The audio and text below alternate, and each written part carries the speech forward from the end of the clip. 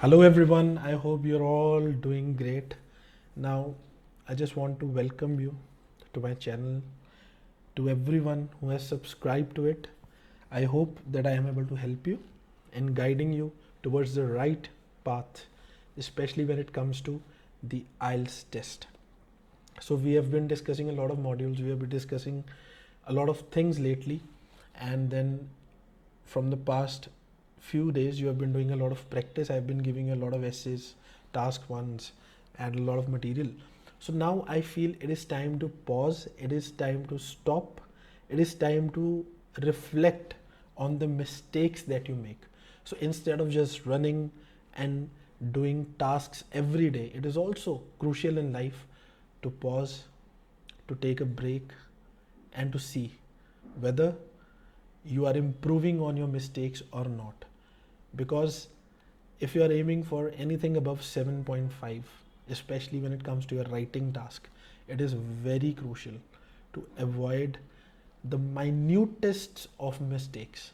And if you're not able to do so, then everybody knows that you get stuck to that number 6.5, then you are not able to reach the magical 7.5 band in your writing.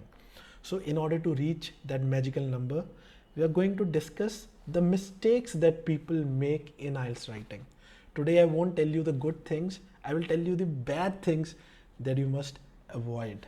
So starting from the mistakes, the first thing that everybody asks me, and I think discussed in the previous or maybe video number 7 or 8, that the maximum word limit should be 270 to 280, because if you're not able to complete your task in this word limit, then even it is considered as a negative thing. Although writing less than 250 is also going to be a negative thing, but writing more than 280 to 90 can also cause deduction or reduction in your IELTS writing score. So this is something that you need to keep in mind, especially for task 2, which is the essay writing. Your minimum word limit should be 250 and maximum 300. For task 1, it should be 150 minimum and maximum 200. That's maximum. So we don't want this. We don't want 6.5, we want 7.5. So the first mistake, the biggest mistake that everyone makes is they do not proofread. So if you do not proofread the essay, or you do not get time to proofread your essay, then you should be rest assured that you are not going to get a good enough band score in your writing task. Proofreading is very important. As you know that I write a lot of books, I write novels, I write IELTS books, I write self-pip books. So most of the time of mine is consumed in editing my books, in proofreading my books. Because when you're writing in flow, it is impossible for you to judge your mistakes while writing. So when you write something and then you're checking it as a teacher, you're taking out errors, only then you realize the mistakes that you have made.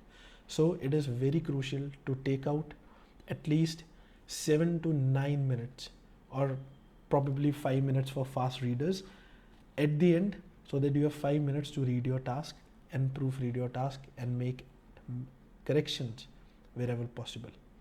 So reading the task at least a couple of times after completion is very important. So now coming on to the second mistake that people make, they are not able to manage their time. So this is the biggest mistake that they make. They're not able to manage time. Either they take a lot of time in just making the ideas, making the outlining of an essay, or they take too much time in writing it, or they take too much time in proofreading it while writing, which is absolutely wrong. So proofreading while writing is wrong. Proofreading must be done after you are completed with your task, right? So as you know that you get 4 pages and 2 sheets. So the first couple of pages are for the letter or task 1 in academic. And sheet number, page number, I should say, 3 and 4 is for the essay writing. Now there could be a lot of people who are taking the paper based IELTS test and their writing is in a bigger font and they leave a lot of spaces between their words. So they must be aware about the fact that they won't be able to write more than 200 words in the given sheet, in the given page. So they must be prepared to ask for an extra sheet, and while they are on the verge of completing the first sheet, they must already ask for the second one, because they take around a couple of minutes to give you the second sheet, and there are a couple of formalities which you need to do. So it will only waste your time. So if you can just compact down your font size, or if you can just compact down your writing overall, so if you are able to complete in the given pages, given sheet, that is the best thing. So if you're not able to ask, you should not ask for an extra sheet, according to me. This is my recommendation. Rest, it depends on you. So in total, in the writing task, you'll be having 60 minutes in which you have to write both the task 1 and task 2. So it is very important to understand. Now I'm not taking this time in 1 hour. It is difficult to divide hours, but it is easier to divide minutes. So in total, you will be getting 60 minutes for writing both task 1 and task 2, right? They won't give you 61 minutes. Keep this in mind. They'll just snatch your sheets. They won't give you even a single second extra. If there are 15 rows, there are more than 30 invigilators in the examination hall. So you never feel lonely in the exam. So 60 minutes means 60 minutes in IELTS exam. They're very disciplined about this. So 15 minutes must be spent on writing the task 1. So you should not take more than 15 minutes in writing task 1. And when it comes to the task 2, you should not take more than 25 minutes. So when you make the total, it comes to 40 minutes. So your writing practice, when you are practicing it every day, you should not take more than 40 minutes in writing your task. And I'll come to that on a later stage in this video, and I'll explain you in detail why I'm telling you this. So total time should be 40 minutes maximum. I'm saying for writing. This is only for writing. So you should not take more than 40 minutes to write both the tasks, right? So these are some of the mistakes that people make when it comes to the writing of IELTS. The first one, I'll just quickly repeat: the number of words, and then they do not proofread, and then they are not able to manage their time, and as well as, they're not able to manage their handwriting, their font. So they must be compact so that you do not require an extra sheet. Now coming back to one of the main topics of today's discussion, 3-step essay writing system. So now in this part of the video, we are only going to focus on the writing part, the essay, the task 2. So when it comes to writing the essay, as I suggested earlier, that you should not take more than 25 minutes to write the essay. So there are 3 steps. Whenever I start a novel, I always make outlines, right? I always make a plot. I always decide my characters. I always decide where the story is going to end. So I'm an outline kind of a person. I make plans and then I work on it. So making a plan is very crucial. So your first step when you get the essay in the exam is to make a plan so that your coherence remains intact. So when you're planning about your essay, you can write it in the rough sheet, or you can also use the writing sheet that they provide. You can write the reasons, the examples that you want to give, the solutions that you want to give, the advantages, the disadvantages.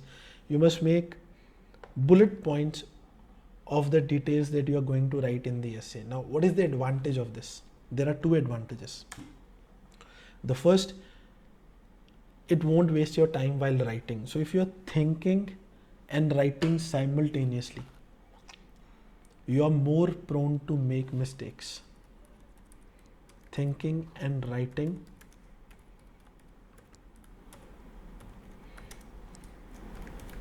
makes you more prone to make mistakes.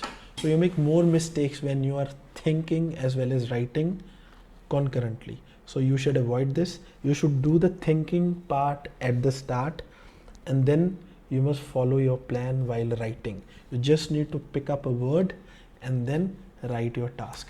Now this is the first advantage that you have of making the outline of the essay. So the second biggest advantage that you are going to get is you will not miss crucial points. Sometimes when you straight away start writing, there can be a couple of good points in your mind, and then you just write on the paper, and then you start the next para, and then the next para, and then you finish off the task. And after finishing, you think, oh, I missed that point. This could be a better point than what I have written. So there is no time for you to rub it and write it again. So your chance is gone. But if you plan ahead, if you plan before starting the task, then you will not miss crucial points. So 5 minutes must be spent on making ideas of the essays in a rough, and then you must follow that plan and write your essay in second step, and must not take more than 25 minutes. So this is how you write your essay. 5 minutes for making the plan, making the outlining, and then 25 minutes for writing the task. So once the task is over, then you must spend at least 5 minutes, at least a minimum of 5 minutes. In 5 minutes, I think you can give a couple of good reads to your essay, and if you read it a couple of times, then you are bound to take out at least 2 or 3 minor mistakes. So sometimes those minor mistakes can be the difference between 6.5 and 7. So if you don't follow this, if you don't follow the 3-step essay writing system, it is very difficult for you, even with good writing skills, to get a 7 or even 7.5 or 8. So this is, what I wanted to explain you, that how important it is to write your essay in a system and not just getting the task and then straight away start writing and not proofreading it. That is not the right way to do it. So the right way to do or to write your essay is this 3-step essay writing system. So you can also take a screenshot so that you have this plan in front of you, and whenever you practice, you follow this plan. You follow this plan for 5 days, and on 6th day, I think this will be inculcated into your system. It will become an automatic habit for you, right? Okay, now moving ahead. Take a screenshot of this as well. Something that we were discussing previously, the mistakes people make in writing. This is very important. The mistakes people make in writing task and 3-step essay writing system. So we have discussed 2 brilliant things in this video till now, and now moving ahead, some more mistakes that people make. My favorite part, grammar. So when it comes to grammar, the biggest mistake that people make is spelling. Sometimes they are compelled to write a fancy word as opposed to a simple word. So in that case, I think simple word must be the right option if you are confused about the spelling. If you are confused about the spelling,